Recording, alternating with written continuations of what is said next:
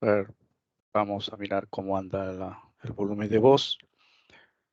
Por favor, si pueden colaborar. Buenos días, profesor. Buenos días, buenos días.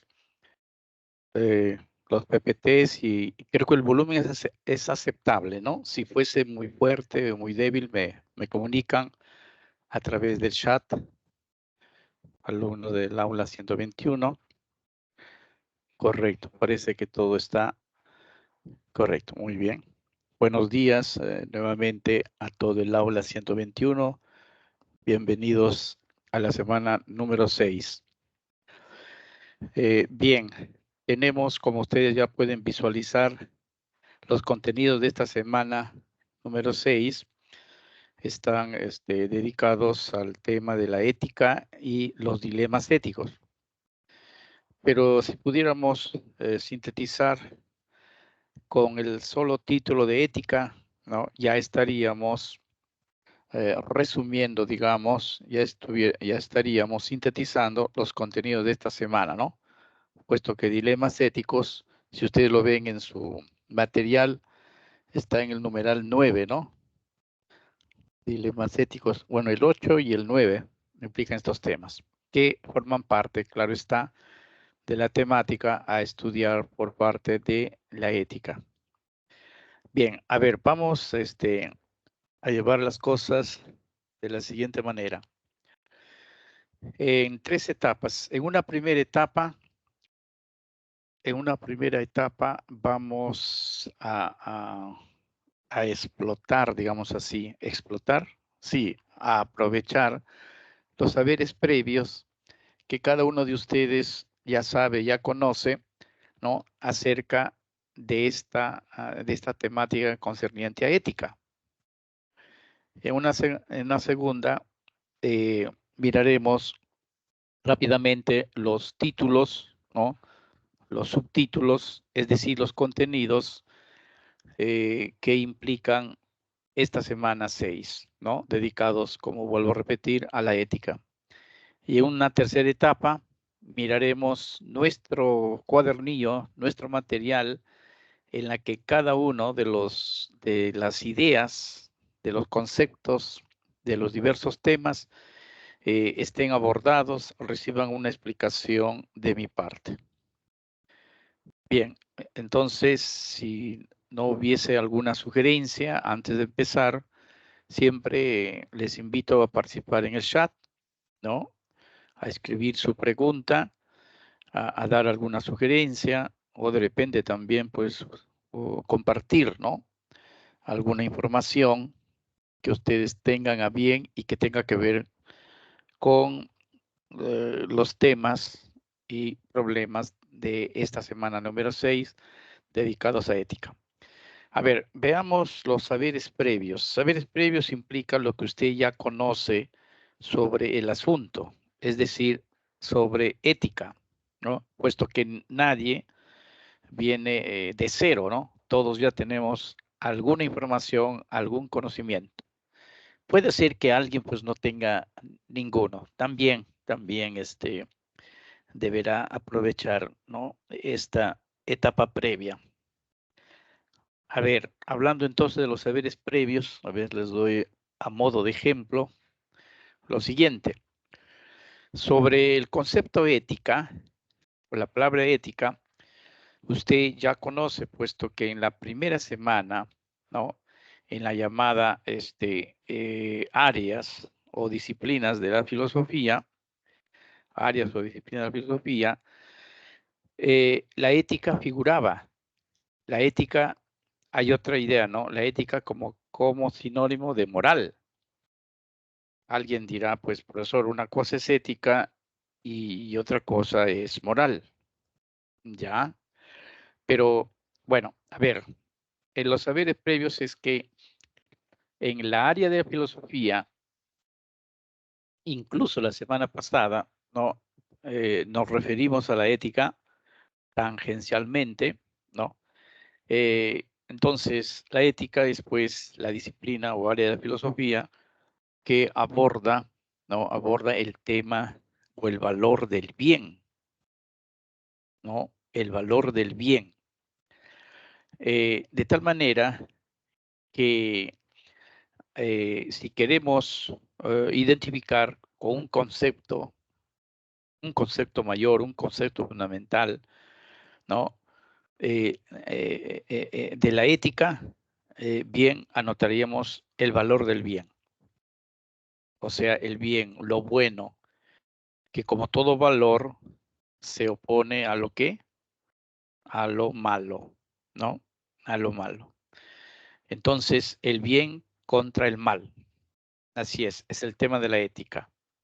Y la palabra ética y la palabra estética representan el nombre de dos subáreas que están implicadas dentro de esta gran disciplina filosófica que se llama la axiología y que es objeto de la semana anterior.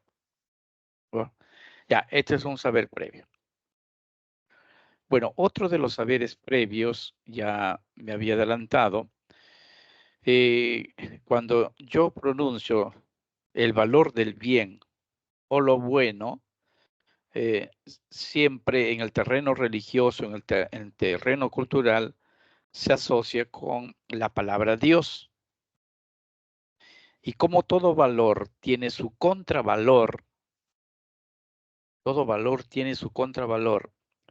¿Recuerdan a qué característica del valor se refiere cuando digo que todo valor tiene su contravalor? A ver, anótelo en el chat. Tiene un nombre. Perdón.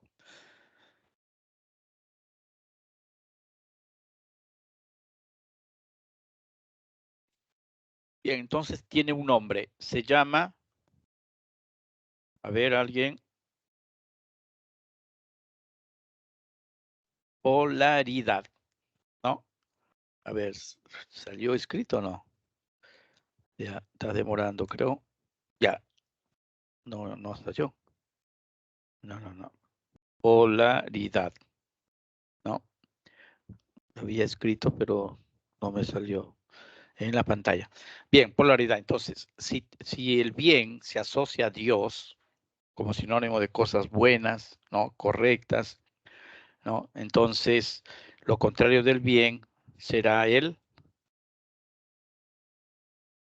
mal. Si al bien se asocia a Dios, entonces al mal se asocia con el diablo o Mefistófeles, como se lee en la obra del Fausto de Goethe, ¿no? Entonces, nuestra conducta, la ética, ¿no? Justamente la semana pasada, cuando vimos los diversas clases de valores y nos referimos a la ética o moral, dijimos es la conducta del hombre en relación a la idea del bien, de lo bueno, ¿sí? Entonces, estos conceptos de bien y mal o de lo bueno, lo malo, también se puede asociar a la política, se puede asociar, ¿no?, a alguna conducta individual, personal. Entonces, a ver, poniéndonos en la política, entonces decimos de parte del bien o de Dios, bueno, puede estar un partido político que vamos a designar con la X, cualquiera.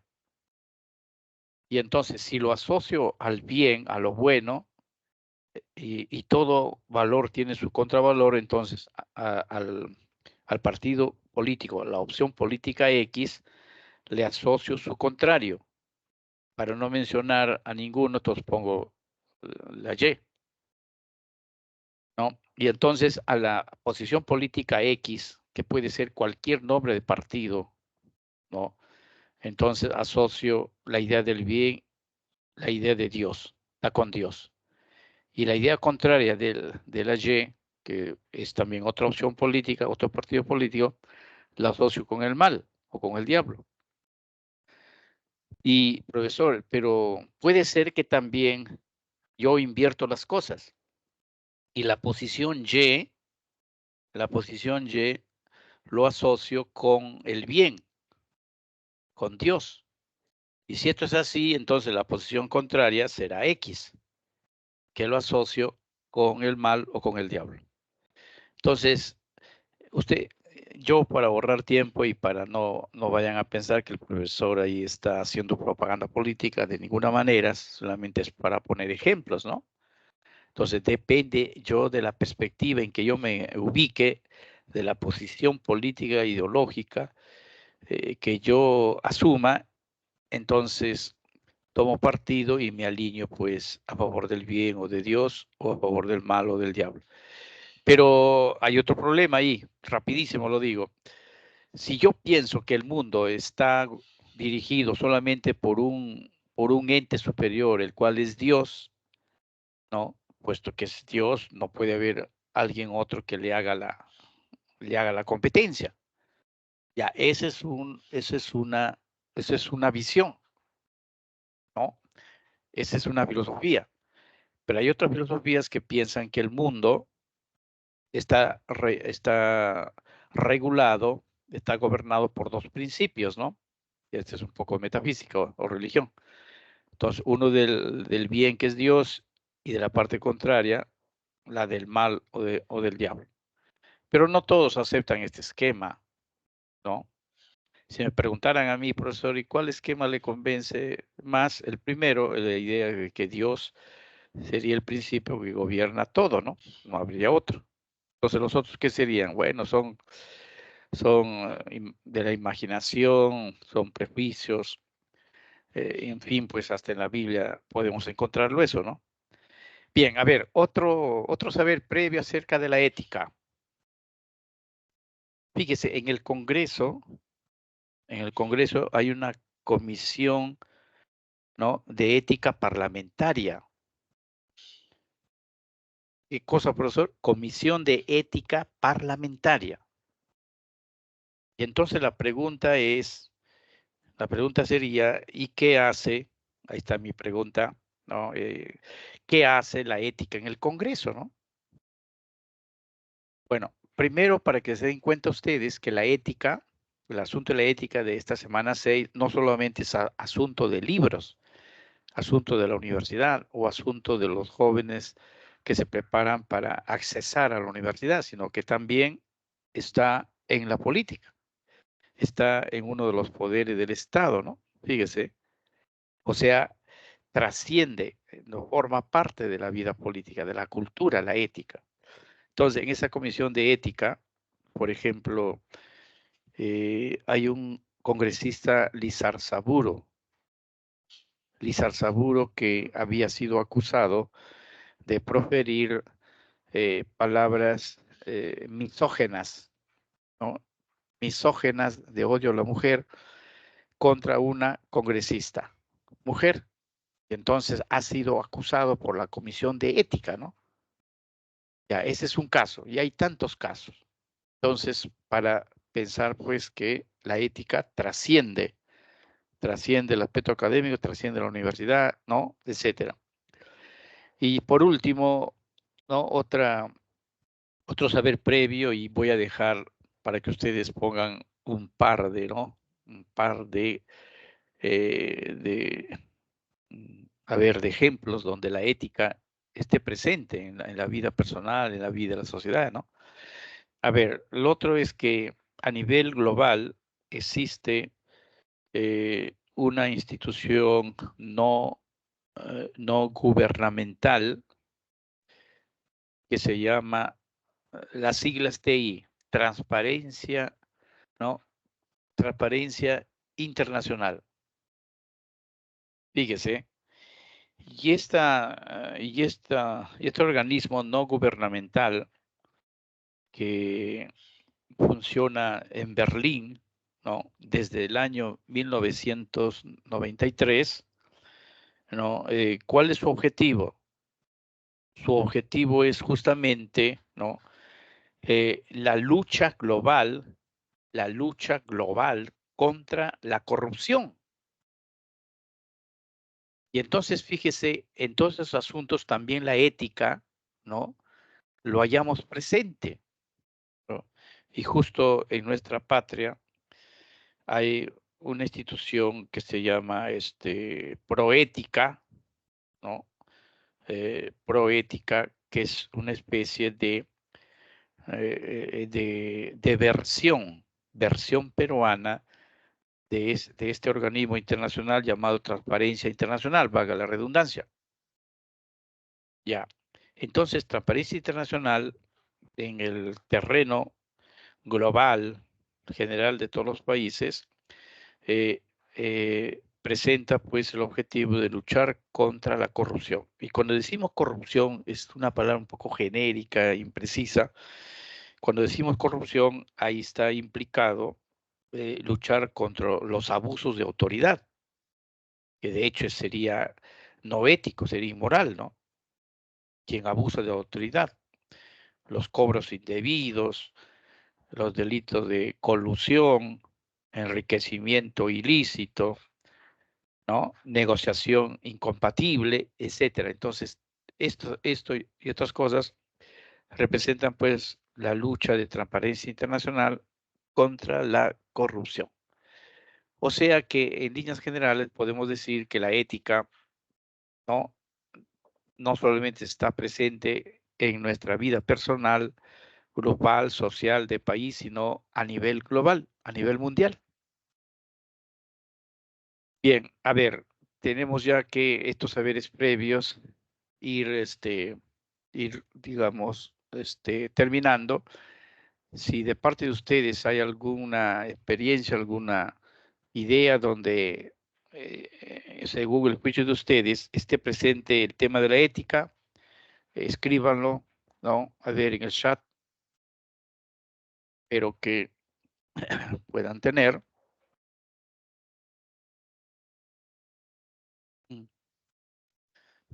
Bien, entonces vamos a pasar a una segunda etapa donde vamos a reconocer, ¿no? ¿Qué cosa? Los grandes temas de esta semana, ¿ya? A ver, vamos rápidamente a... eh, tenemos los numerales 6, del 1 al 6, si ustedes ven en su material, ¿no? Acá está la etimología, la definición de ética, etcétera. Forman parte de los conceptos fundamentales que se manejan en la ética. Es el ABC de la ética, ¿no? Esa es la... Entonces, además de esto, vamos a mirar la diferencia entre ética y moral, que en algún momento hemos dicho que son como sinónimos, pero vamos a encontrar, ¿no? Una diferencia, pero no abismal, una diferencia que podría conducirnos a que la ética y la moral son complementarios, ¿no? Son complementarios. Entonces les puedo decir aquí, la ética es una suerte de teoría, de reflexión, y la moral es la praxis, es la práctica, son los deberes, las prescripciones, ¿no? De lo que debemos realizar, los mandamientos, podemos decir así. Entonces son los conceptos básicos. Para que se hable de una persona moral, la persona debe tener conciencia, libertad y responsabilidad, ¿no? Observarán ustedes.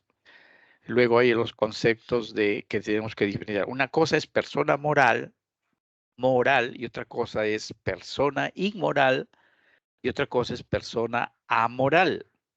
Como ven ustedes, son conceptos básicos, ¿no? Y habrá otra diferencia entre norma jurídica, ¿no? Perdón, sí, pues norma jurídica y norma moral, ¿no?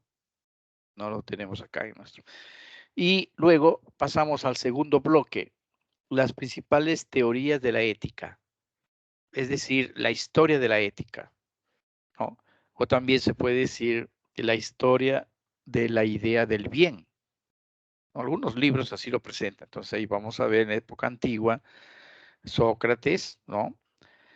Cómo consideró la idea del bien, porque ya les he dicho, si hay que buscar un valor ético que, que, que signifique la ética, esa es la idea del bien. Entonces puede ser la historia de la idea del bien. Entonces, las etapas antiguas, ahí vamos a encontrar a Sócrates, vamos a encontrar a Aristóteles en la época antigua, ¿no? El justo medio es otro concepto muy interesante, el justo medio, ¿no? Nunca los extremos, nada con extremismos, siempre el justo medio o el punto medio. Interesante de Aristóteles. Y en la época medieval vamos a encontrar la teoría ética de San Agustín, ¿no? O Agustín de Hipona. Y en la época moderna está la gran teoría de Kant, ¿no? Es, bueno, tiene algunas dificultad apropiarse de los conceptos técnicos de la ética en Kant, ¿no? Uno de ellos es la moral de Kant es una moral autónoma, ¿no? La moral de Kant se basa en el imperativo categórico. La moral autónoma de Kant no busca ningún beneficio, ¿no? Ningún interés. ¿Ya? ¿Qué significa eso? Bueno, miraremos entonces a Kant, que es un gran teórico de la moral. Y en la época, claro, tenemos John Stuart Mill y el otro G. Muir, pero lo pondríamos en la época contemporánea, ¿no? Según su época de nacimiento, ¿no? Y de ambos, entonces está pues en el siglo XIX ya, ¿no? Ellos. Entonces John Stuart Mill, que ya lo conocemos en la sociología por su actitud utilitarista. Utilitarista que busca siempre el bienestar, la felicidad, ¿no? Para la mayor cantidad de personas. Es decir, se interesa por el bienestar general, ¿ya? Y también está Gemur, su famosa definición de la idea del bien. La idea del bien dice que nosotros llegamos a conocerla a través de la intuición, ¿no? Para conocer el bien no necesitamos de razonamientos, ¿no? No necesitamos de argumentos, ni de ninguna clase de método ni deductivo, ni deductivo, ¿no? Ni inductivo, digo. Bueno, esto es Muir. Y luego de las principales teorías de la ética o la historia de la ética, entramos a otro bloque acerca de los dilemas éticos. Entonces ahí miraremos la definición. ¿Qué cosa es un dilema?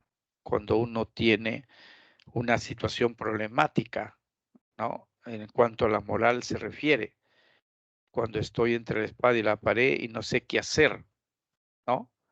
Entonces hay los hipotéticos y hay los reales, ¿no? Los hipotéticos se plantean a nivel de imaginación, por eso son poco probables que ocurran. En cambio, los reales ocurren, ¿no? Todos los días, ¿no? Son el pan de cada día, digamos, los dilemas éticos.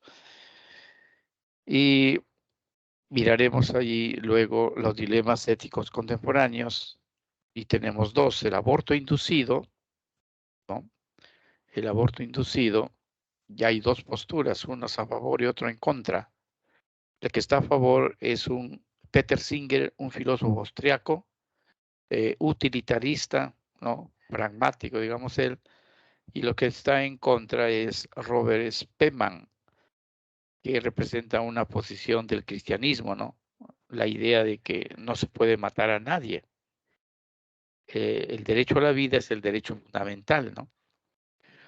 Ustedes habrán visto, creo que ayer miré en la televisión, que un alcalde de alguna parte del interior del país ya estaba comprometido pues con una señorita para casarse, pero este alcalde había tenido, creo que, alguna aventura con una joven y para que su esposa no sepa, le obligó, sí pues, lo obligó, se puede decir, ¿no? Dice el reportaje periodístico, a que tomara unas pastillas abortivas. pero estas ocasionaron la muerte tanto de la señorita, ¿no? Como la muerte del bebé, del feto. Entonces ahí tenemos pues, ¿no? Un asunto de aborto inducido, provocado, ¿no? Y lo otro, este es un dilema ético contemporáneo, porque nos provoca una reflexión de tipo moral, donde no todos hablan un mismo lenguaje, unos están a favor, otros están en contra. Miraremos los argumentos, claro está. Estoy presentándoles, ya después vamos a zambullirnos en esto. Y lo otro dilema ético contemporáneo es la eutanasia. Eutanasia, ¿y qué cosa es eutanasia? El prefijo eu significa buena, bien, y tanasia viene de tánatos. Tánatos se refiere a la muerte, ¿no? Es una palabra griega, entonces eutanasia sería la buena muerte. ¿Cómo que buena muerte? Es cuando un paciente tiene ya una enfermedad que es irreversible, ¿no? Y que sobre todo vive presa de dolores agudos, sufrimiento terrible. Y entonces elegir una bonita muerte, ¿no? Esa es la idea. Pero hay posturas a favor, porque uno es dueño de su vida y tú tienes derecho, pues, a elegir morir o vivir. Es más, tú no quieres sufrir ni hacer sufrir a tus familiares, ¿no? Cuando estás, pues, con una muerte, con una enfermedad terminal, digamos. Y lo otro es en contra, ¿no? Hay un derecho fundamental a la vida y nadie lo puede, digamos, terminar. Solo Dios, ¿no? Entonces acá hay argumentos de tipo religioso. En fin, jóvenes, estos son, pues, los contenidos, ¿no? Que corresponden a la semana 6. Lo que acabo de hacer es presentarlos, ¿no? Y poner rápidamente alguna idea, algún comentario, como he ido haciéndolo, para ir enseñoreándonos, para ir acostumbrándonos, digamos, para ir familiarizándonos con esta terminología. Bien, entonces vamos a empezar. Ahora sí, todos van a tener allí, claro está, presente, ¿no? su material, porque vamos a ir explicando, fijándonos en los puntos fundamentales, ¿no? de nuestra separata, ¿no? Bien, entonces tenemos ahí filosofía, ¿no? En primer lugar, filosofía que corresponde a la ética, claro está, ¿no? Y dilemas éticos. Estoy mirando el material. Entonces, en primer lugar, la etimología. A ver, la etimología. A ver, miremos este primero, PPT, y nos preparamos para, ¿no? explicarlo y sobre todo tener la participación de ustedes, ¿ya? A ver, unos segundos.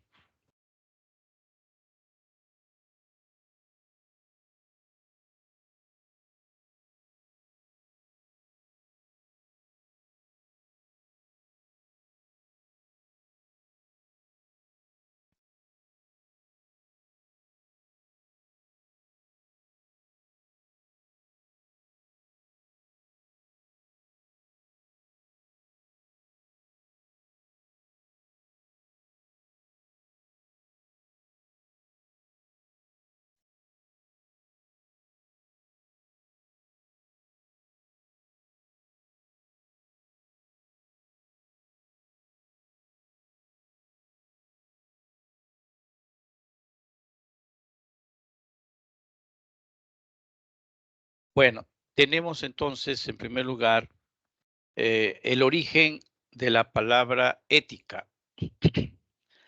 La palabra ética como bien ya está escrito acá, proviene del griego ethos, ¿no?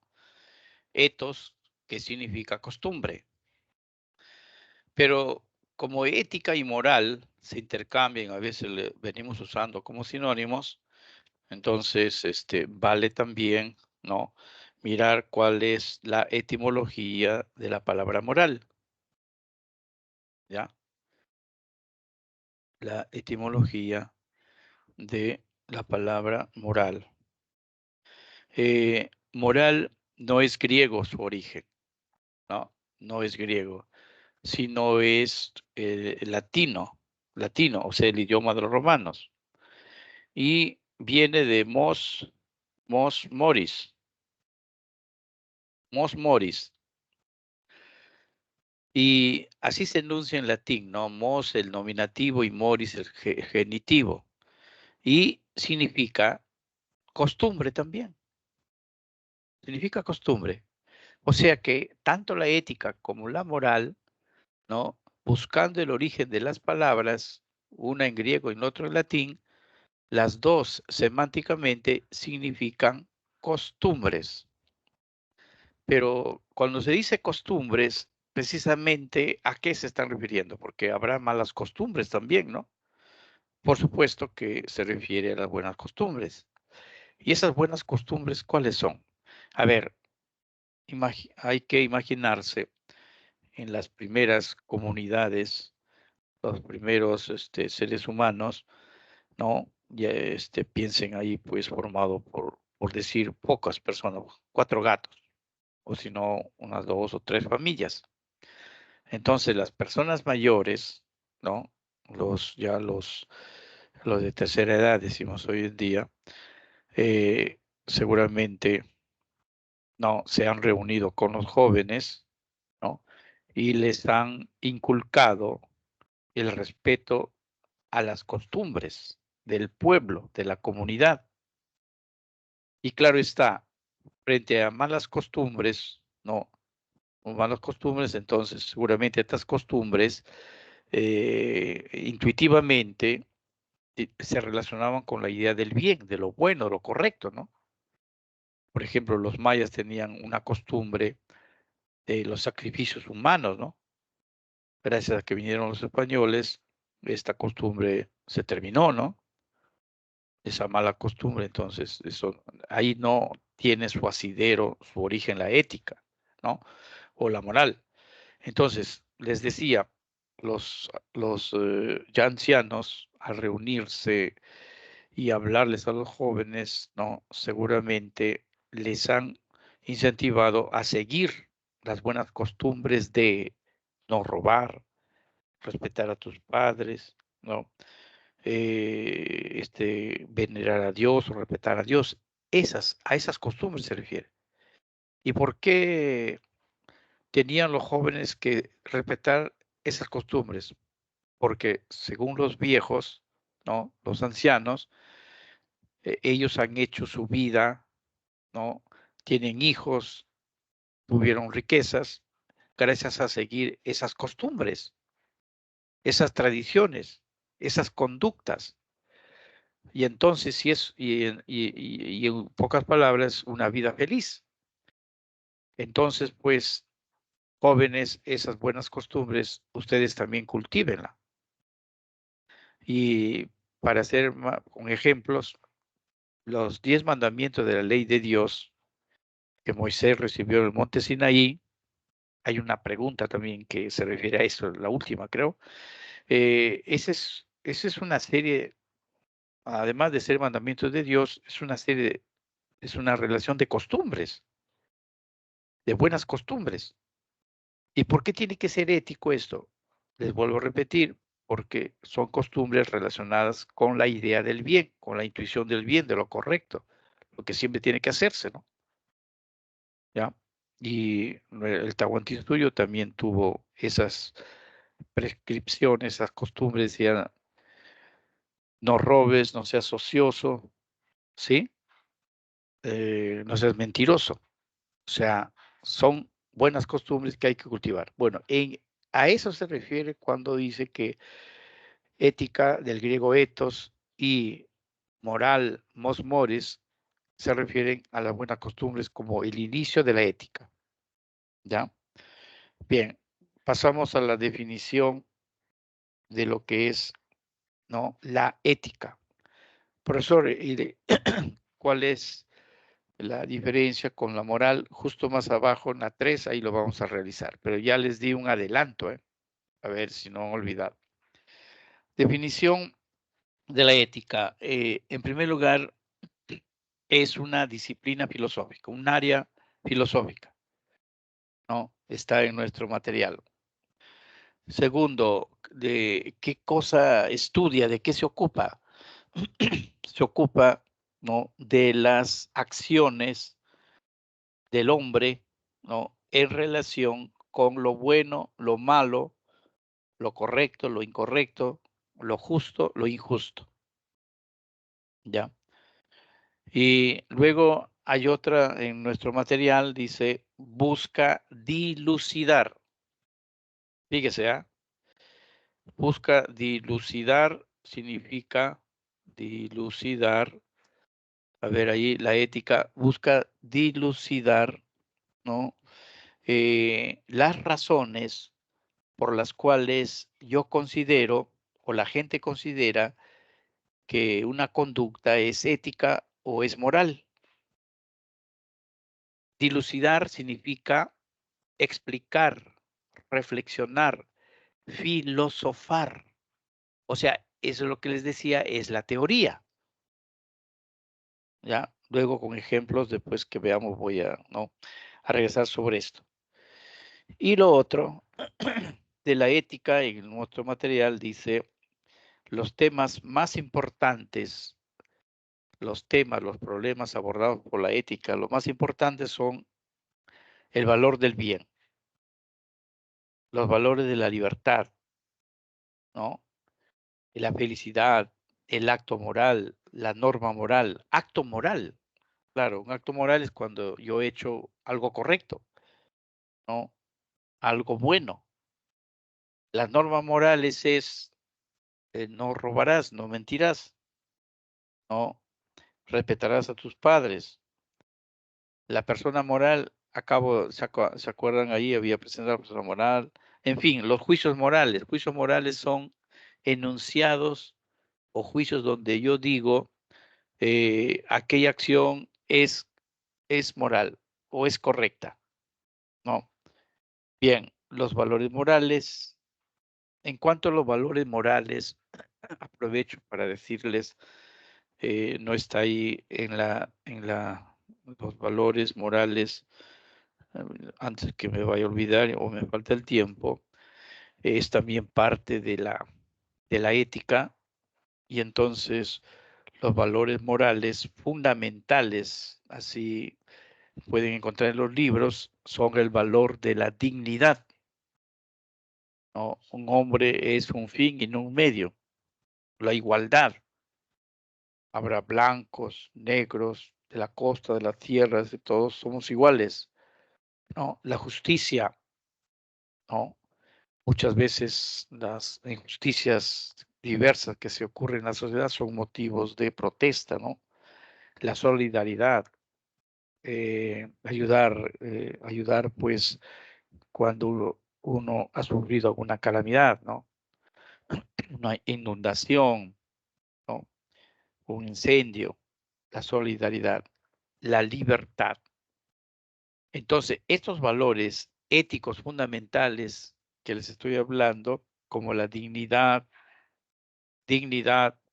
la igualdad, la justicia, la solidaridad, la libertad, son valores que rigen, regulan la vida mundial, ¿no?, la vida global, ¿no? Entonces, muchas veces uno dice, pero pueden, las religiones pueden velar por la paz, la tranquilidad, pero, a veces las religiones lo que han ocasionado son guerras de religiones, ¿no?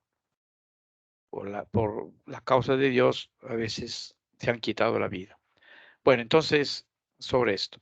Bien, la definición que tenemos en el PPT dice, estudia las acciones realizadas por los hombres, las acciones a partir de las nociones como bueno, malo, correcto, incorrecto. Entonces, se ocupa, pues, ¿no?, de las conducta del hombre, las acciones personales, sociales, grupales, que el hombre realiza, pero que tienen que tener relación con el bien, es decir, con lo bueno, lo malo, lo correcto, lo incorrecto, ¿no?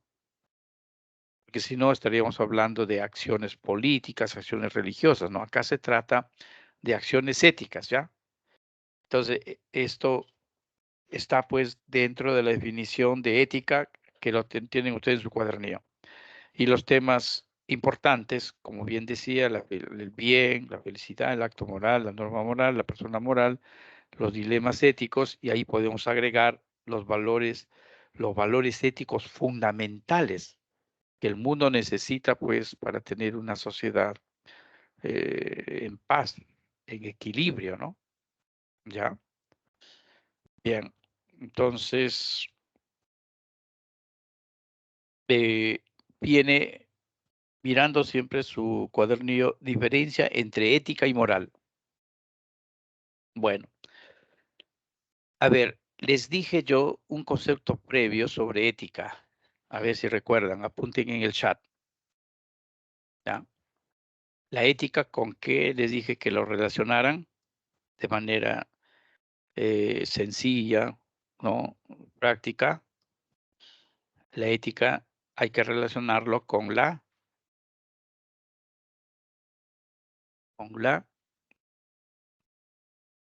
ahí está, el valor del bien, con el valor del bien. Ya, Aguirre, gracias. Con la conducta, muy bien. Vale, vale, con la idea del bien, con la conducta, pero la ética es una teoría. Es también, ¿no?, lo que acaban ahí de anotar, ¿sí? Y la moral lo relacioné con, a ver, anoten de todas maneras, felicito ahí todo lo que, ¿no? Con un concepto un poco griego que se dice la praxis o también es la práctica, ¿no? Con la praxis, con la práctica. Ya, a ver, vamos, tratando de entender algo mejor estas cosas. Entonces, la diferencia entre ética y moral. La ética es una teoría. ¿Por qué? Porque busca, como decía hacia arriba, es una explicación, es una dilucidación, es filosofar, en otras palabras. La ética es filosofar. O sea, ¿por qué yo digo, ¿no?, que esa acción es justa o que esa acción es inmoral? ¿En qué me baso? ¿En qué razón? Eso es lo que, eso es lo que es la ética. En cambio, la moral no se ocupa de filosofar, de dilucidar, reflexionar, sino de frente va cuáles son las normas, cuáles son los mandamientos, cuáles son los deberes, ¿no? Deberes de frente. Entonces, lo encontramos consagrado en los mandamientos de la ley de Dios, ¿no? En las normas de Amasúa, Amayuya, Maquella, ¿no? Normas en casa. Ustedes tienen unas normas en casa. Mamá, papá ponen una norma, ¿no? ¿A qué horas es las comidas? ¿No? La norma de apoyar en la limpieza. La norma, excepto eso es. Entonces, la filosofía, ¿qué hace? La norma que yo digo, a ver, por ejemplo, no matarás, quinto mandamiento, ¿no? A propósito de los dilemas éticos contemporáneos de eutanasia. Entonces, yo voy a, si yo digo no matarás, ejemplo de normas, ¿ah? O digo no robarás, moral, entonces la ética, como se ocupa de reflexionar, de dilucidar, de filosofar, tengo que decir por qué no debo matar, por qué razones no debo robar, Esa es la ética, la teoría, la reflexión. En cambio, la moral de frente va a los preceptos, las prescripciones, los deberes, ¿no? Lo que incluso está en algún código, ¿no? Escrito. Pero aquí es la reflexión en la ética, ¿ya? Entonces, esto, esto es el, esto es el asunto, ¿ya? Bueno, hay una partecita, acá dice, la ética aspira a un ideal de vida basado en las acciones buenas y virtuosas. Se desprende otra idea, ¿no? Pero es complemento. La ética siempre apunta a buscar el sentido de la vida, ¿no? A los objetivos. Estos ideales de vida, estos objetivos, tienen que ser, como dice, buenas y virtuosas. Es decir, deben buscar siempre las acciones buenas, ¿no? Lo correcto, lo moral. Y bien, elementos de la persona moral.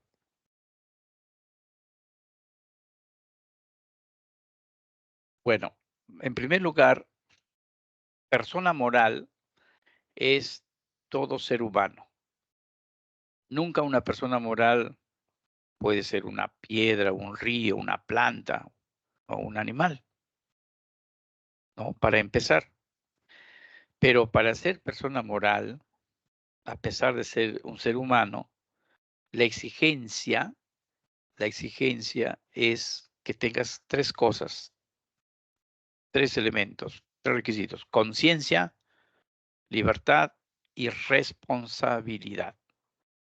Profesor, entonces, si me falta alguna de ellas, entonces no poseo la categoría de persona moral. Efectivamente, ¿no? Entonces, la persona moral, ¿no? La que puede realizar acciones morales o éticas, ¿no? ¿No? Eh, tiene conciencia en el sentido de que tiene capacidad de distinguir lo bueno de lo malo. Justo ahí les hablaba del bien, del mal, opuesto, Dios, el diablo, etcétera, ¿no? Capacidad de distinguir entre las cosas buenas y las cosas malas. Darse cuenta, tener conciencia, ¿ya? La libertad no se refiere a la autonomía, ¿no? A poder hacer las cosas sin presión ni coacción alguna. Entonces, la libertad es esa capacidad, ¿no?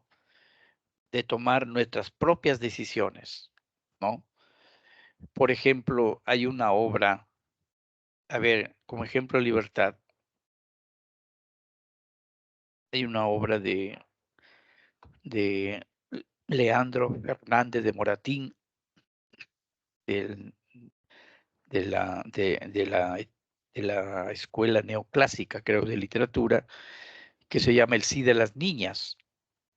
En el sí de las niñas ustedes encontrarán que allí la persona moral o los jóvenes no tienen libertad porque los padres son los que te ponen la pareja, te obligan a casarte, claro, es costumbre, ¿no? A casarte con la pareja que los padres han impuesto. Entonces ahí pues no hay libertad, ¿no? No hay capacidad de decisión. Menos mal que eso pertenece a una etapa pasada, se superó, ¿no? Bien, entonces conciencia, libertad moral. Y la responsabilidad, ¿no? Si la persona moral tiene conciencia, tiene libertad, automáticamente tiene responsabilidad, que es justamente la capacidad de asumir las consecuencias de nuestros actos, ¿no? Si mi acto ha sido bueno, justo, tendré esta capacidad, ¿no? De disfrutarlo, ¿no? De disfrutarlo, sentirme a gusto. Pero si ha sido una acción negativa, yo tengo que asumir la responsabilidad a tal punto de reivindicar los daños, ¿no? que puedo haber cometido a consecuencia de mis actos, ¿no? ¿Ya? Entonces, estos son los 3 requisitos de la persona moral. Tener conciencia, darse cuenta, libertad, ¿no? Actuar de manera autónoma, libre y responsabilidad, ¿no? Eh, asumir las consecuencias de mis hechos, de mis actos.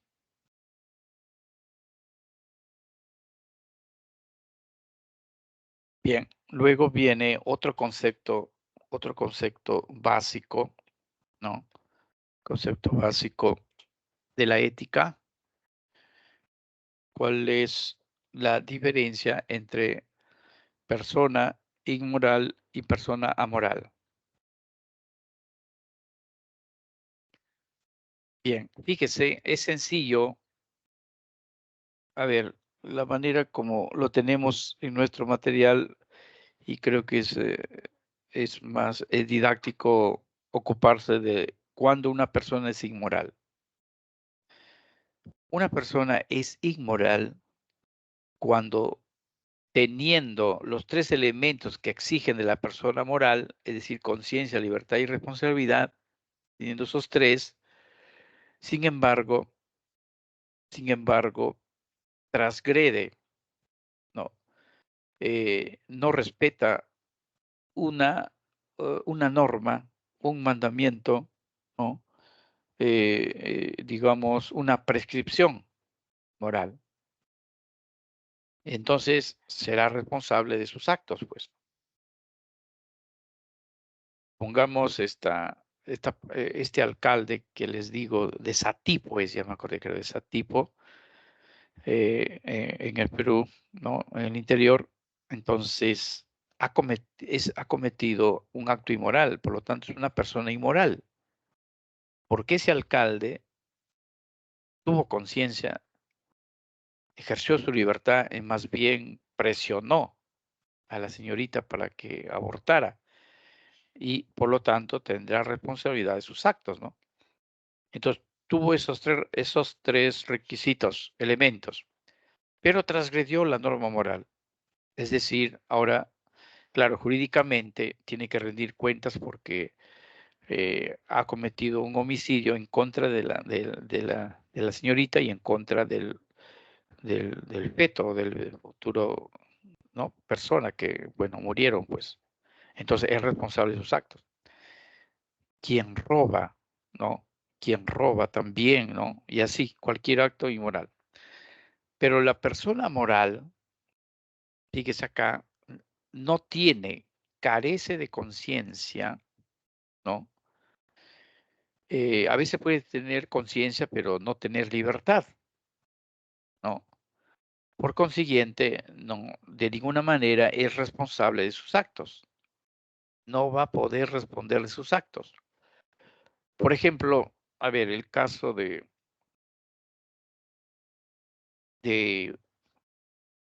a ver, un pelotón de fusilamiento que por órdenes del capitán no dio muerte a un presunto delincuente, que dirá, no, o un presunto traidor. Pero luego de lo ocurrido, bajo investigaciones, se concluye que la persona fue inocente, no fue culpable. Digo, ¿y ahora qué hacen? Entonces, esas personas que ejecutaron órdenes superiores en el ámbito militar, no se dieron cuenta de lo que hacían, cumplía órdenes, pues, pero si acaso alguien por ahí dudaba de que la persona, ¿no?, a fusilar no era culpable, entonces no tenía libertad, pues, de decidir, porque en el fuero militar hay que obedecer, ¿no? Ya, ese es un caso. Lo otro, un niño que realiza algún acto. Siempre se cita esto de que a veces hay niños que juegan con pistola de sus padres, ¿no?, a la guerrita, y algún militar padre se descuidó y el niño pues cogió un arma, apretó el gatillo y dio muerte a su amiguito. Entonces allí el niño tuvo conciencia, no, de libertad, no, ninguno de los elementos, por lo tanto no es responsable. ¿Y quién será responsable de esas muertes? Su padre, pues, ¿no? Bueno, son ejemplos de persona moral. Y entonces lo mismo, quien está bajo los efectos de la droga o del alcohol, pierde conciencia y por lo tanto, pues, la libertad tampoco se ejerce, ¿no? Y por consiguiente no es responsable de sus actos. En el acto, ¿no? Se considera una persona amoral. Bien, pero aquí los conceptos, a ver, lógico, acá ya pasamos de frente a las a las teorías éticas. Sin embargo, hay una diferencia entre norma moral y norma jurídica, ¿ya? Entonces, la norma moral o la moral existió antes que la norma jurídica, la norma moral. Ven ustedes ahí entonces la norma moral y luego la norma jurídica, ¿no? Hay un paralelo. Pues uno dice, ¿cuál es primero? ¿Cuál es más importante? Bueno, hay que verlos en su debido espacio, en su debido contexto, ¿no? Las normas morales surgen, pues, desde los primeros momentos de la vida del hombre, ¿no? Pues surge antes que el Estado.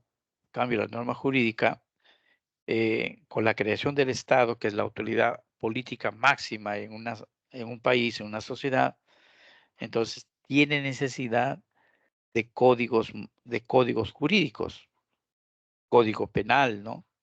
Por ejemplo, ¿no? Código civil. Entonces surge con el Estado. Las normas morales, eh, las cosas que hacemos y que tienen que ver con la moral, la ética, lo hacemos por convicción, por obligación interna, como que nuestra conciencia está escrita una ley moral o está presente Dios que es sinónimo del bien y lo realizamos. En cambio, la norma jurídica, las personas lo realizan por obligación, por coacción de la policía, de los jueces, ¿no? Entonces, como ejemplo, hemos visto que algunos taxistas o alguien que conducen muy, muy responsablemente sus vehículos, ¿no? Respetando las leyes de tránsito. Entonces, norma moral suficiente, lo hacen por convicción. Y norma jurídica es aquellos taxistas que si no hay un policía ahí, se pasan, ¿no? De las luces que indican el semáforo, ¿no? Eh, hacen su paradero en las vías públicas, ¿no? Sin tener en cuenta el derecho de los demás. Entonces, se mueven si es que hay una autoridad que representa las normas jurídicas y por miedo, por coacción, por obligación externa, hacen lo correcto, si no, no lo hacen, ¿ya? Y en la norma moral, en la norma moral, si hay una acción mala, hay una especie de cargo de conciencia, hay una sanción subjetiva, un castigo subjetivo personal. A ver, algo similar a la obra Crimen y Castigo de Dostoyevsky, ¿no? Raskolnikov, ¿me están entendiendo? Raskolnikov asesina a una señora, un viejo usurera, dice creo la novela, y pensó Raskolnikov que sería un crimen perfecto, pero él, Raskolnikov, no pudo vivir con el remordimiento de conciencia, no pudo soportar. Y entonces, eso es, ¿no? El remordimiento que produce no cumplir la norma moral. Y no cumplir la norma jurídica, pues te multan, ¿no? Te multan, sino un porcentaje de la UIT, Unidad Impositiva Tributaria, ¿no? O si no, pues la cárcel, qué sé yo. Ya, eso es en cuanto a a la diferencia entre norma moral y norma jurídica. Bien, ahora sí pasamos a una breve historia de la ética.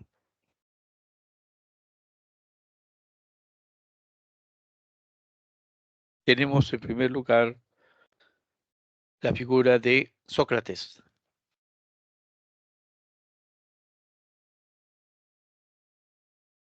A ver, Sócrates reflexionó sobre la virtud, que en griego es arete, y que en buena cuenta representa la idea de lo bueno, la idea del bien. ¿Ya? La idea del bien.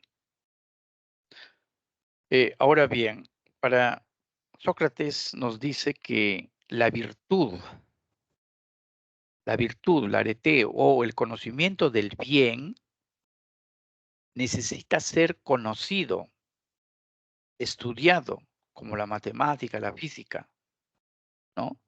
Por eso dirá que saber y virtud coinciden en cuanto que las personas que estudian, que conocen las virtudes o la idea del bien, ¿no? Entonces sus acciones serán buenas, honestas, correctas, morales o éticas, ¿no? ¿Por qué? ¿Por qué? Porque sabe, conoce. En cambio, las personas que obran mal, que no realizan las normas morales, se supone que son ignorantes, ignorantes del conocimiento de la virtud o de la idea del bien, pues. Entonces harán cosas malas, cosas inmorales. Esto se conoce, ¿no? Esto de Sócrates se conoce como el intelectualismo ético, que afirma que quien conoce el bien actuará con rectitud, moralmente, mientras que quien ignora el bien, no lo ha conocido, no lo ha estudiado, actuará mal. Por eso acá hay una expresión excelente que resume: el hombre solo actúa mal por ignorancia, ¿no? Bien, entonces esto es Sócrates. El intelectualismo ético es porque el hombre virtuoso, sabio, tiene que conocer, tiene que saber la virtud, ¿no? Que es la arete en griego, o en otras palabras, la idea del bien, para hacer las cosas buenas y evitar las cosas malas que hace el ignorante, ¿no? Eso es, Sócrates, época antigua, ¿no? Y el otro gran teórico de la moral, ¿no? Es Aristóteles. Bueno, dos cosas de Aristóteles: ética teleológica y ética eudemonista. ¿Por qué en Aristóteles se denomina ética teleológica? ¿No? Porque él dice que todas las cosas, plantas, animales y todas las acciones del hombre siempre están buscando un fin, y el fin siempre está pues adelante, al final. Es decir, persiguen un fin, persiguen objetivos, persiguen metas, en otras palabras, ¿no? Y teleológica, telos, el griego telos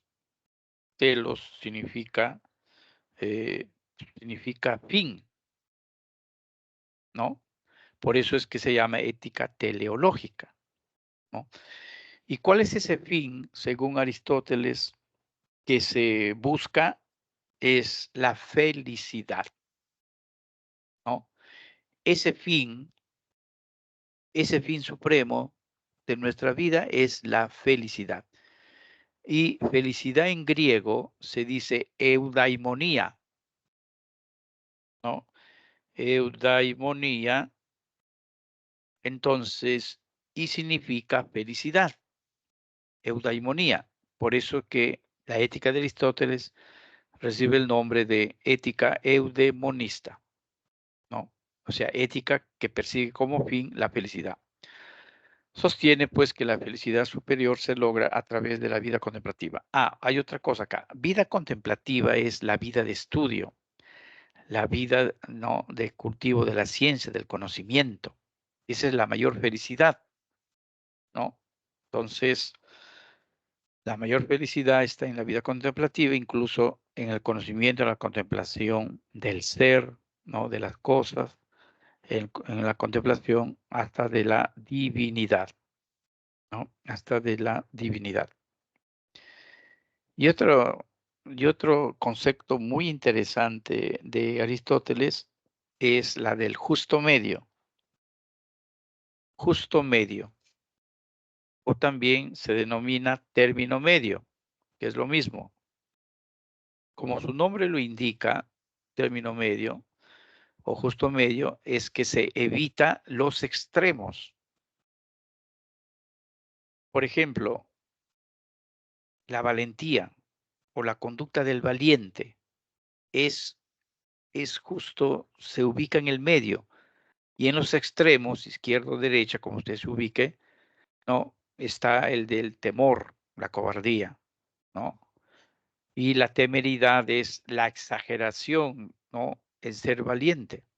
A ver, la temeridad sería, si yo quiero ejercer un heroísmo, una actitud de valentía, pero veo que ahí me va a traer la muerte mía o de algún familiar, y a pesar de eso lo hago, entonces es una actitud temeraria, ¿no? Entonces es extrema, pero extrema es también cuando se requiere de una actitud valiente, me quedo ahí pasivo, sin hacer nada, ¿no? Un ejemplo de actitud de justo medio, a ver qué les parece. Me ubico en política, ¿no? Me ubico en política por una parte a la derecha y de la otra parte a la izquierda. Políticamente serían extremos. Para, para Aristóteles, yo tendría que ubicarme en el término medio. A ver, utilicemos este término, no tenemos alternativa. Podría ser pues la socialdemocracia, creo que se pone el término medio, ¿no? Y así usted no quiera llamarle de socialdemocracia, tiene que preguntarse, la derecha, ¿qué de bueno tiene? Bueno, la derecha defiende la libertad económica, la ley del mercado. La izquierda defiende la justicia. Ya, entonces, una posición intermedia va a coger los aportes de ambos extremos, ¿no? Y entonces va el término medio. Otro ejemplo de término medio, para redondear la cosa, a ver, tengo que asistir a un cumpleaños, ¿ya? Asisto a un cumpleaños, me ha invitado, es un amigo. La actitud extrema es que no asista, me quede en casa, ¿no? Y la otra actitud extrema es que yo asista y me quede pues toda la noche hasta la madrugada. Y el término medio sería que yo asista al cumpleaños y me quede 2 horas, 3 horas y regrese a casa porque tengo deberes, ¿no? Prepararme para ingresar a San Marcos, etcétera. Entonces, los extremos serían, no voy a la fiesta, a pesar que me invitó mi amigo o mi amiga, y lo otro es que vaya a la fiesta y exagere quedándome, pues, no, hasta el otro día. Bueno, en fin, pues, jóvenes, nuestra vida está llena de cosas, nos pide siempre decisiones, pero que siempre tenemos que buscar el término medio o el justo medio, ¿no? Para terminar siendo morales o éticas nuestra conducta. Agustín de Hipona, ya en la Edad Media. Agustín de Hipona, para él, la idea del bien es Dios. ¿Cuál es el bien de bien? Es Dios. Y ahora dice, todas las cosas buenas que tenemos nosotros, casa, amigos, salud, todo lo debemos a Dios, porque todos los bienes proceden de Él, dice, ¿no? Ahora, hay otro concepto, el libre albedrío o la libertad. El libre albedrío o la libertad. Dice que el hombre ha sido creado por Dios a su imagen y semejanza. ¿Ya? O sea, si Dios es libre, entonces el hombre también ha sido creado libre, pues. ¿Ya? Entonces, ¿qué significa ser libre o tener libre albedrío? La capacidad de elegir entre el bien y el mal. Por eso aprovecho la ocasión para decir, cuando el hombre culpa a Dios de no hacer bien su creación, en realidad el culpable es el hombre, porque ha ejercido su libertad. En vez de irse por el camino del bien, hace las cosas por el camino del mal, ¿no? Entonces el culpable de la pobreza, injusticias que hay en el mundo no es Dios, sino el hombre mismo. Por lo tanto, el hombre es responsable de sus acciones. Es responsable de sus acciones. Immanuel Kant, a ver, relacionemos a Kant. Para Kant, fíjese el primer cuestionamiento de Kant. A ver, voy a explicarlo y luego cojo los términos. Para Kant, él critica las teorías económicas, porque él dice, si yo busco ser feliz, ¿no? Si yo busco una vida de placer, en realidad busco hacer las cosas porque voy a tener un beneficio, una ventaja, un interés. Y él dice que en moral, no debe ocurrir eso. Yo debo hacer las cosas porque morales, buenas, correctas, porque a mí me nace y no por interés, no porque yo voy a tener una ventaja, ¿no? Entonces, lo repetiré. A ver, Manuel Kant, entonces, para él, el bien, la idea del bien, lo moral, es la buena voluntad. Es el deber puro. Deber puro, acto puro significa el acto moral puro, el deber puro, la buena voluntad, que no espera recompensa alguna, no espera ningún beneficio. A ver, profesor, ejemplos. A ver, si yo me porto bien, mi papá me ha dicho, te portas bien, entonces yo te voy a regalar una moto o te voy a regalar un pasaje para que vayas de viaje. Ah, ya, entonces tú haces las cosas buenas por interés, porque, por la bicicleta y por el pasaje. Otro ejemplo, la persona religiosa, yo me porto bien, ¿no? Realizo las obras de caridad, cumplo los mandamientos, porque Dios ha dicho, si tú te portas bien, es decir, moralmente bien, entonces cuando mueras estarás a mi derecha o estarás a mi izquierda ya, listo, pero estará junto a Dios. Ah, entonces tú lo haces por interés. Fíjese, hasta eso lo cuestiona. Entonces yo debo hacer las cosas porque a mí me parece que debo hacerlo, ¿no? Y criticó pues Kant las concepciones morales que hacen énfasis en las ventajas o desventajas que podemos recibir al, al obrar, al realizar nuestras conductas de una manera correcta, ¿no? De una manera justa. Entonces Kant defendió una moral autónoma, basada en la buena voluntad, en el deber puro, que no busca intereses. Y esta moral tiene que ser universal, válida para todo sujeto, ¿no? La moral de Kant, basada en la buena voluntad, en el deber puro, debe ser autónoma, libre, basada en el deber, en la ley interna que cada uno tiene, y ser universal, es decir, válida para todos. Al ser la moral universal, entonces va a buscar el llamado imperativo categórico. Imperativo significa una ley categórica y ley categórica significa universal, que se manda y se obliga a una ley moral sin esperar ninguna condición, ninguna ventaja. Por eso dirá, debes hacer A porque debes hacer A. Debes hacer A, o sea, debes respetar a tus padres porque debes respetar a tus padres. No es que debes respetar a tus padres porque ellos te van a dar herencia, te van a premiar, no. Mientras que el imperativo categórico, hipotético, perdón, que es lo contrario, recomienda una acción buena, moral, como medio para un fin. ¿Cuál es el fin? Tener una bicicleta, llegar a vivir en el reino de Dios, irte de viaje, ¿no?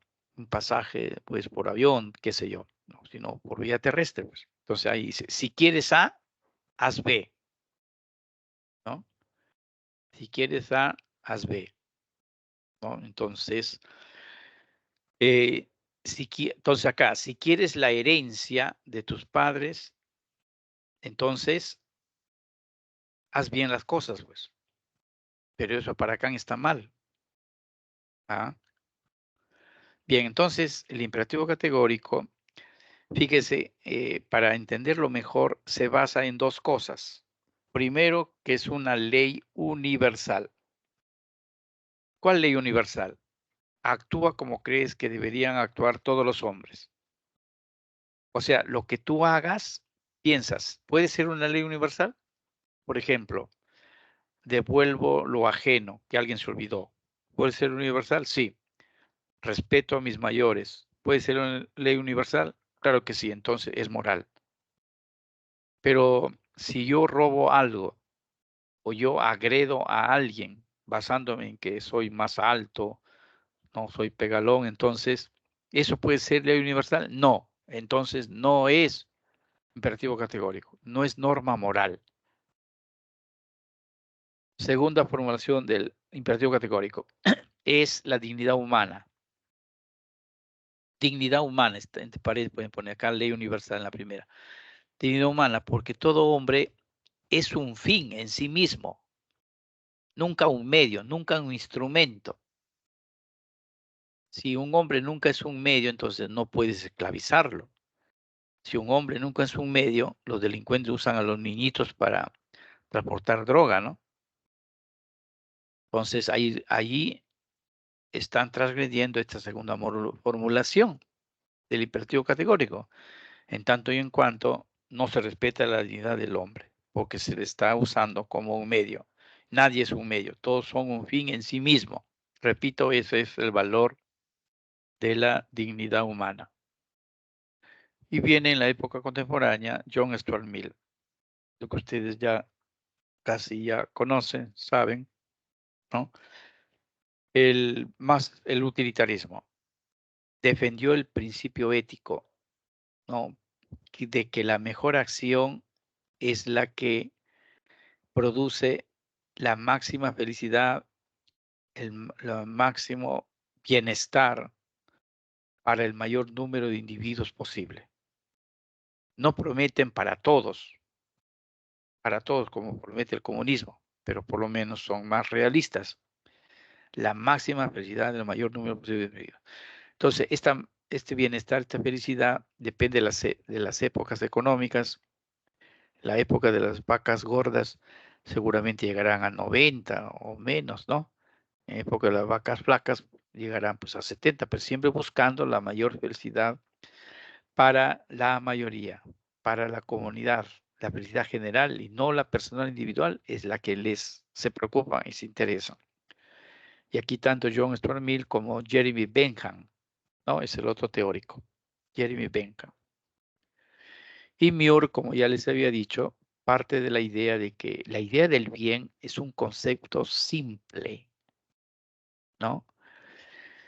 Y la idea del bien no se puede conocer a través de la razón, de términos racionales, a través de argumentos, de razonamientos, ¿no? Para nada. Entonces, la moral o la idea del bien se conoce a través de la intuición. ¿Y qué cosa es la intuición? A ver, ¿cómo le definen ustedes la intuición? Anotada ahí en el chat. ¿Cómo definen ustedes la intuición?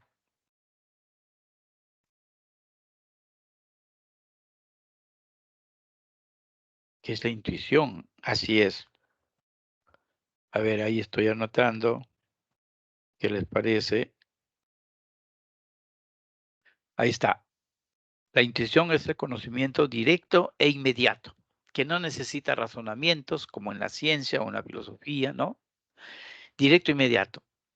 Es, por ejemplo, a ver, si tuviésemos en un aula presencial, yo con solo mirarles a cada uno de ustedes podría decir, él está concentrado, está atento, el otro está perdido, ¿no? De repente, pues, no, indispuesto, porque no todos los días son iguales. Aquel, digo, duda. Ya, eso es. Profesor, ¿y cómo lo sabe? Simplemente con mirar su rostro, un conocimiento directo inmediato, o la postura de su cuerpo, ¿no? A ver, otro ejemplo, cuando usted llega a casa, su madre basta con la mirada, ¿no? Que tiene, sabrá que a usted le ha ido bien, o de repente que ha tenido algún percance. Y uno dice, ¿y cómo lo sabe? Esa es la intuición, pues. Y se dice que la mujer o la mamá lo tiene súper desarrollado, ¿no? Ni te preguntó, pero simplemente con mirar tu rostro. Entonces, eso es el bien. Uno intuye. Claro que unos tienen más capacidad de intuir el bien que otros, ¿no? Entonces, pero el conocimiento del bien se da a través de la intuición. Conocimiento directo e inmediato. Bien, entramos acá a los dilemas éticos. A ver, unos segundos, mirad y sobre todo los ejemplos. Fíjese en los ejemplos ya que tienen en su material.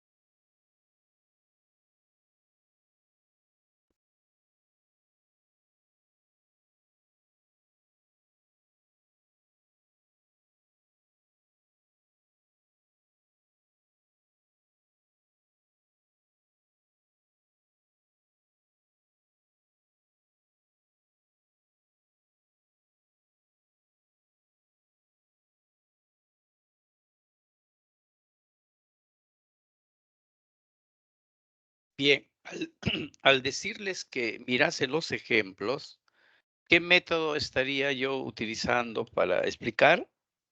Si yo parto de casos concretos singulares, estaría utilizando el método, escriban,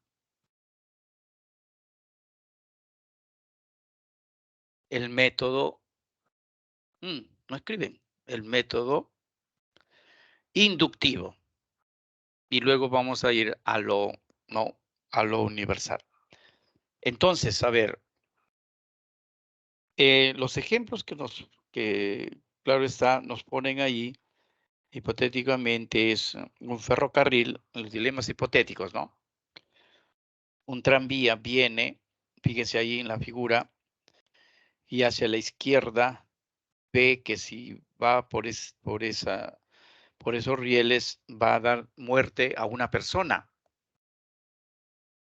Y se pone en alerta, piensa, cavila, reflexiona, teoriza, y luego a la derecha ve que hay 5 personas. Y entonces él decide no ir por la derecha, sino por la izquierda, porque ahí va a dar muerte a una persona. Profesor, pero ¿y si para la máquina? La cuestión es que no puede parar. La cuestión está ante una disyuntiva, ante un conflicto moral. Tiene dos opciones, A o B, ¿ya? Y entonces ese es el ejemplo del hipotético. Y de las situaciones reales, a ver, ¿cuál es el ejemplo que nos pusieron ahí? Dice, alguien necesita 50 soles para comprar leche para su hijo, pero no los tiene.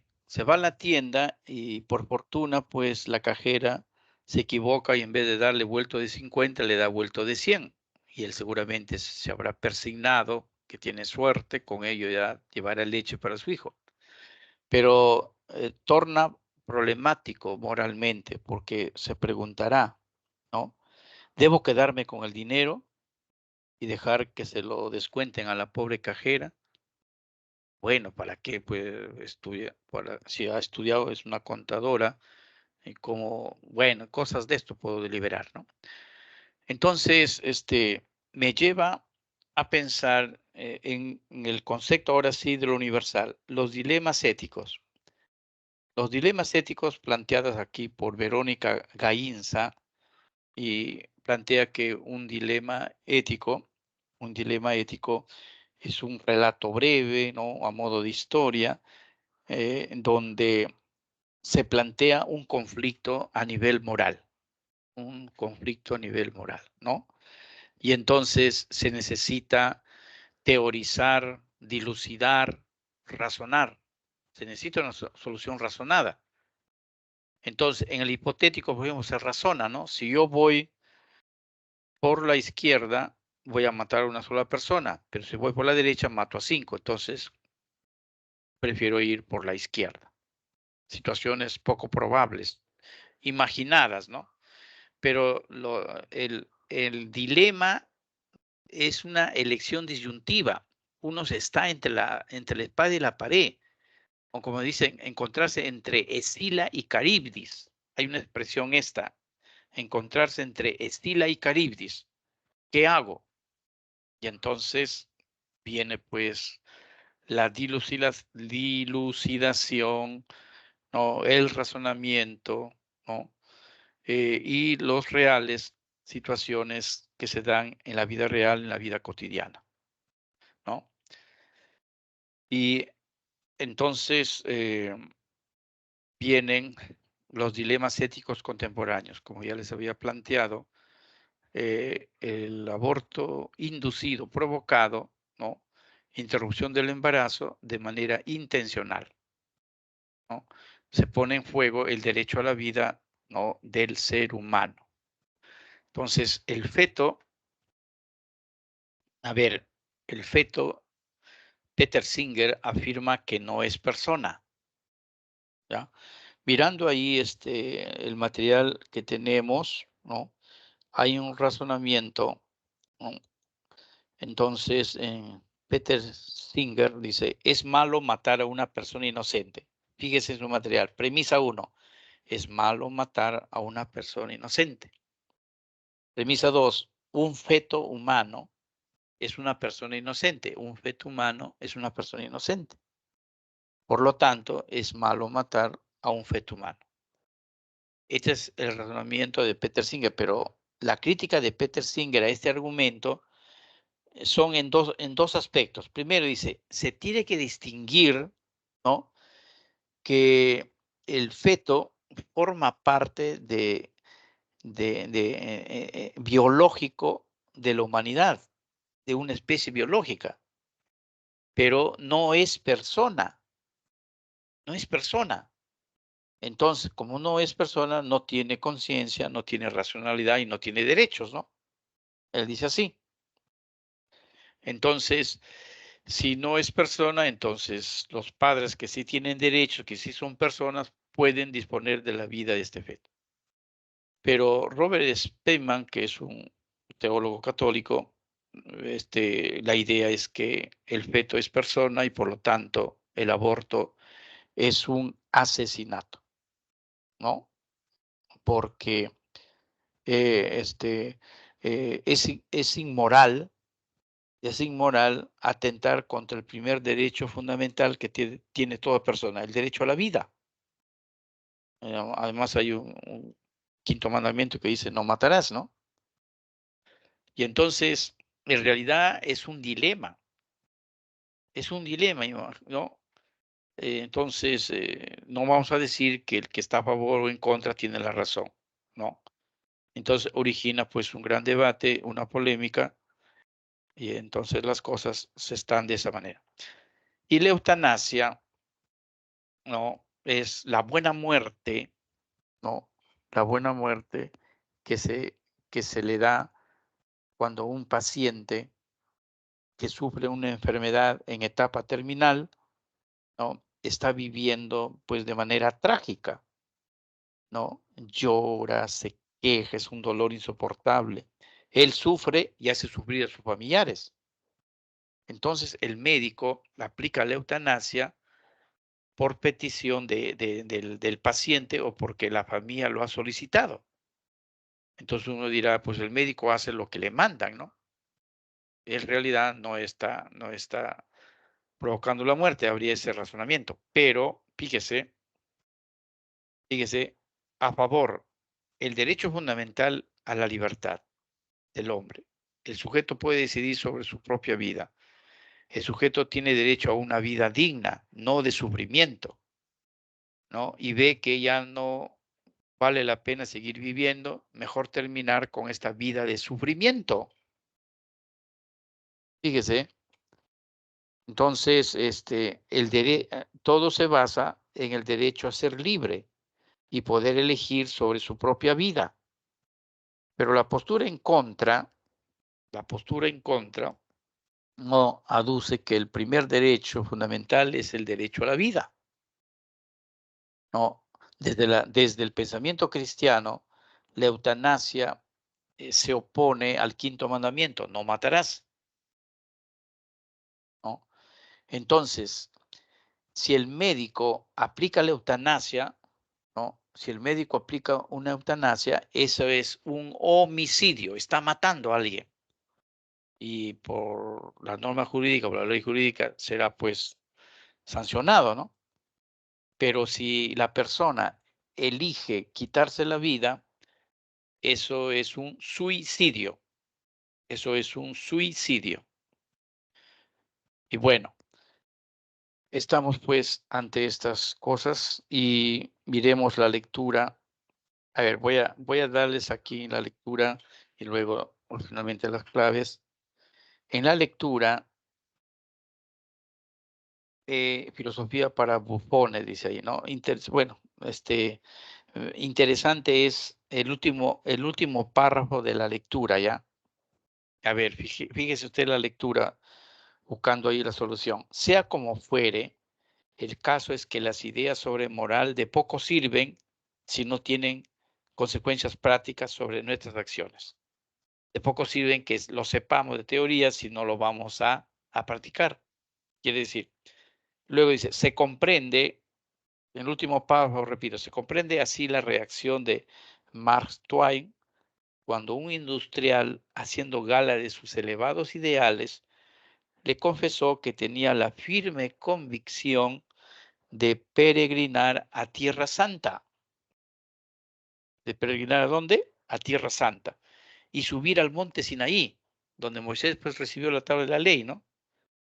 Para leer en voz alta los 10 mandamientos. Al parecer Twain le replicó, le refutó, le dio la contra, ¿no? Y en vez de eso le dijo, ¿por qué no se queda aquí y los pone en práctica? O sea, ¿por qué no te quedas y ese dinero, digamos, ese dinero en vez de gastar, que es lejano, todo eso, se lo regalas a las personas necesitadas, ¿no? O se lo pones en práctica, ¿ya? Y entonces la pregunta es, con respecto al caso del industrial y Mark Twain, se infiere que la C, la praxis moral valida lo que afirmamos desde un punto de vista teórico. ¿Ya? O sea, mejor que pregonar nuestras creencias morales, nuestras teorías morales, es ejecutarlas, es ponerlas en práctica en provecho de los demás. Ya, entonces, la lectura, ¿no? La lectura, la 1, la C. Vamos acá.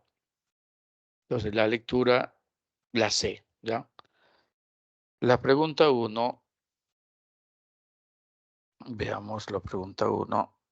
El presidente de Guatemala quiere disminuir la criminalidad en su país. Para eso hace una campaña de educación en valores entre los jóvenes. Si yo les educo, si yo les enseño la virtud, la arete, ¿quién decía eso? Sócrates, pues. Entonces, voy a cambiar las cosas. Esta política de Estado tiene similitud con el intelectualismo ético socrático. ¿Ya? Intelectualismo ético socrático.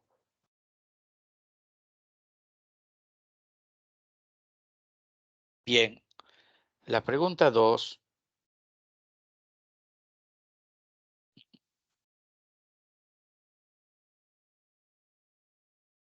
A ver, mirando la pregunta 2. Antes del surgimiento del Estado ya existían códigos y costumbres que regulaban la conducta humana. Entonces, esta pregunta es la respuesta 2, la C, pues la norma moral es anterior a la norma jurídica, ¿no? Ya, la 2, la C. En la 3, fíjese, Esther tuvo una pesadilla que le hizo reflexionar sobre una cuestión de índole ética. Interesante, miren, ¿eh? Entonces, soñó que podía salvar a una de dos personas, un colega médico y un peligroso delincuente. Y Esther, ¿qué cosa eligió? Salvar al médico, porque de esa manera, salvando al médico, este médico cuando se cure va a poder salvar a muchas personas y hay un beneficio para la mayor cantidad de personas. En cambio, el delincuente lo que va a hacer es perjudicar, seguir asesinando. Entonces, la 3 es la D, la ética utilitarista de John Stuart Mill. El principio del utilitarismo es de procurar la mayor felicidad para el mayor número de personas. Ya, no olviden eso. La 4, aquí hay tres posturas. Jerónimo y Pablo tienen posturas extremas. En cambio, Teodoro considera que ninguno de los dos extremos es recomendable, ¿no? Entonces, la perspectiva de Teodoro concuerda con la teoría del justo medio aristotélico. ¿Ya?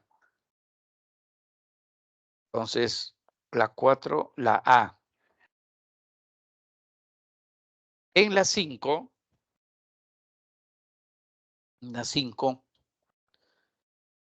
bueno, Santiago se encuentra rindiendo el examen final de una importante asignatura en una universidad privada. Debe aprobar ese curso o de lo contrario perderá la beca que tiene por su buen rendimiento. Santiago sabe que no estudió lo suficiente, así que decide pedir ayuda a su compañero del costado. Bueno, esto realmente es dilemas éticos reales, ¿no? Plantean situaciones conflictivas. La vida diaria ocurre en el estudiante. Entonces, ahí un dilema